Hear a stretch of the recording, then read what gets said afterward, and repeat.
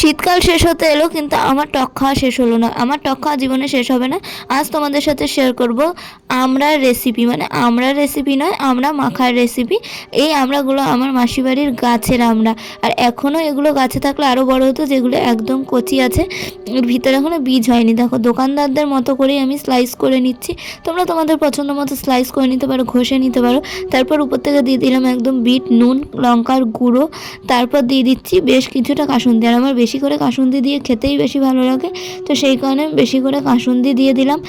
এবার এর মধ্যে দিয়ে দিতে হবে কাঁচা লঙ্কার, ধনে পাতা থাকলে তো একেবারে জমে যেত, যেহেতু সেটা ঘরে ছিল না তাই দেওয়া হয়নি। এভাবে মেখে খেয়ে দেখলাম বেশ ভালো লাগছিলো, ধনে পাতাটারই শুধু কমতি লাগছিল, নাহলে এই আমড়া মাখাটা পুরো দোকানের মতো হয়েছিল, দোকানের থেকেও ভালো হয়েছিল। তোমরা একবার ট্রাই করে দেখো। আমার তো আমড়া মাখা খেতে খুব ভালো লাগে। স্কুলে থাকতে আমি প্রচুর আমড়া মাখা খেয়েছি। তোমাদের কোন মাখা খেতে বেশি ভালো লাগে কমেন্ট করে জানিয়ে। আজকের মতো টাটা।